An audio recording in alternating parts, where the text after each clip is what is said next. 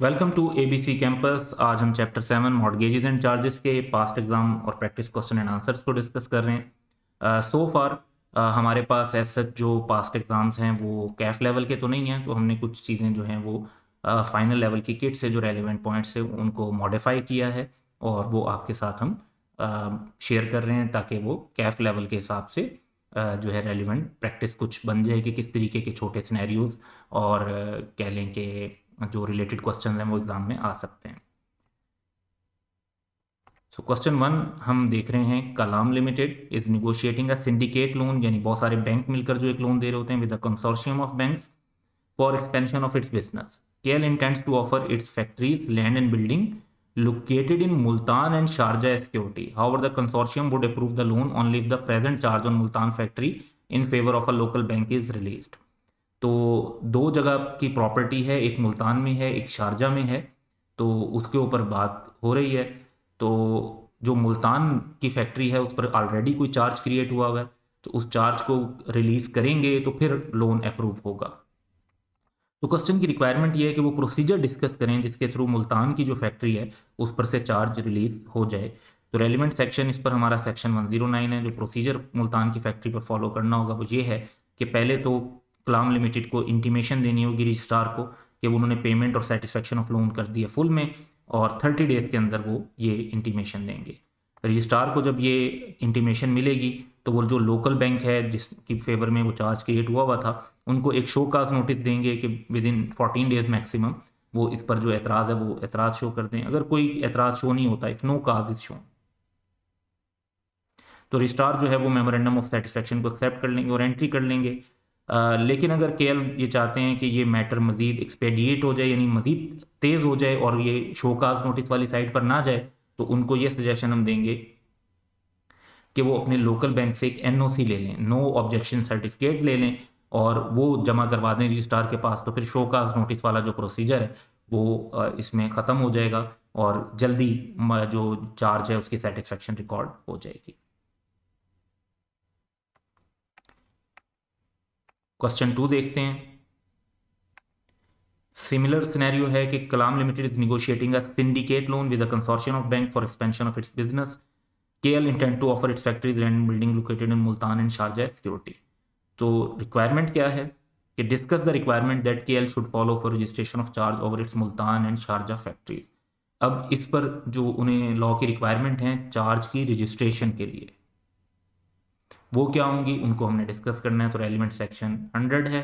तो केएल को जो प्रोसीजर फॉलो करना पड़ेगा इस सिलसिले में, दोनों फैक्ट्रीज के लिए जो कॉमन है कि उन्हें स्पेसिफाइड पर्टिकुलर्स फाइल करने होंगे together with copy of instrument verified in specified manner by which the mortgage और चार्ज इज क्रिएटेड और एविडेंस। तो ये रजिस्ट्रार को जमा करवाने होंगे। इसका टाइम लिमिट होगी 30 डेज। जिस दिन भी क्रिएशन हुई है चार्ज की उसके 30 डेज का टाइम पीरियड है, within 30 days after the date charge is created. फिर शारजा फैक्ट्री क्योंकि आउटसाइड पाकिस्तान है तो उसके लिए कुछ एडिशनल प्रोसीजर फॉलो करने पड़ेंगे क्योंकि इसमें चार्ज पाकिस्तान से में क्रिएट हो रहा है लेकिन कंपनी की प्रॉपर्टी आउटसाइड पाकिस्तान है। तो कॉपी ऑफ इंस्ट्रूमेंट क्रिएटिंग और purporting to create the mortgage और charge verified in specified manner may be filed for registration with the registrar. However further proceedings may be necessary to make mortgage और charge valid और effectual according to UAE law. अब ये नहीं है कि अगर आपने पाकिस्तान में चार्ज को रजिस्टर्ड करवा दिया तो सारी दुनिया की जो रिक्वायरमेंट्स हैं वो पूरी होगी, क्योंकि प्रॉपर्टी यूनाइटेड यूएई के अंदर है, शारजा में है। तो वहाँ शारजा पे जो लॉ अप्लाई होता है उसके मुताबिक जो उस प्रॉपर्टी के रूल्स हैं उनको भी फॉलो करना होगा। अगर वहाँ पर भी कोई रजिस्ट्रेशन करवानी है तो उस चार्ज को इफेक्टिव करने के लिए वो प्रोसीजर भी फॉलो कंपनी को करना चाहिए। जब रजिस्ट्रार इन चार्जेस को रजिस्टर्ड कर लेगा तो वो एक सर्टिफिकेट दे देगा कंपनी को जो इस बात का एविडेंस होगा कि इन प्रॉपर्टीज का जो चार्ज है वो रजिस्टर्ड हो गया है।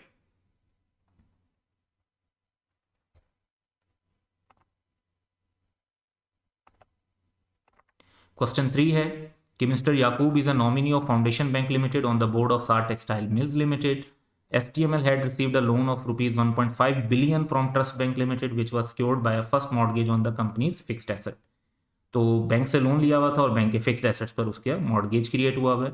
Company had repaid the loan to the extent of 250 million, 1.5 billion में से 250 मिलियन पे किया, but did not send any intimation to the registrar as regard the partial repayment of the loan. तो required ये है कि on behalf of mister Yakub कम advise करें कि वो उन्हें क्या करना चाहिए। तो सेक्शन 109 अप्लाई होगा। पार्शियल सेटिस्फेक्शन को भी रिकॉर्ड किया जा सकता है।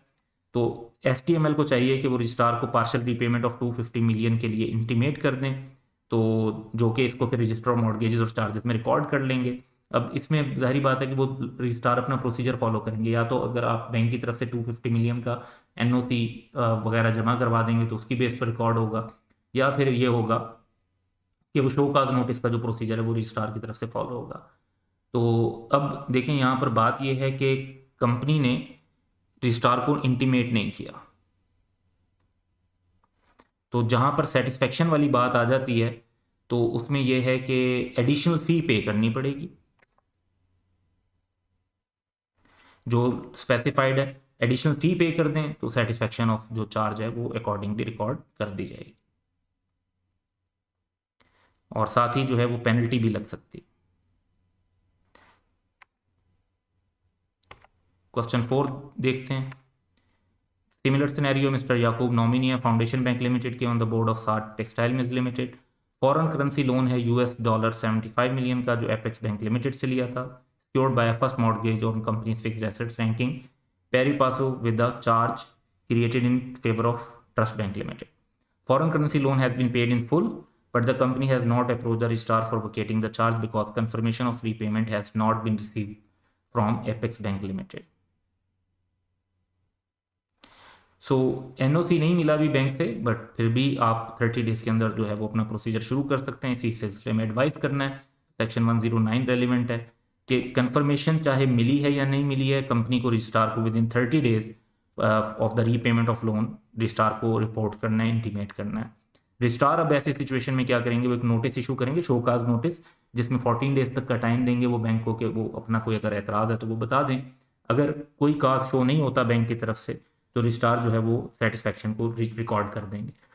तो यहाँ पर ये जो पॉइंट है कि जी कंफर्मेशन नहीं मिली बैंक की तरफ से, चार्ज होल्डर की तरफ से, इस वजह से आपने जमा नहीं करवाया, तो ये गलत है। आपको कंपनी को 30 डेज के अंदर ही अप्रोच करना चाहिए रजिस्ट्रार को, और चाहे कंफर्मेशन नहीं मिली तो शो काज नोटिस के थ्रू प्रोसेस फिर भी कंप्लीट हो जाएगा। तो ये कुछ क्वेश्चन थे जो आपको थोड़ा हेल्प कर सकते हैं कि एग्जाम में नॉर्मली किस टाइप का सिनेरियो आ सकता है।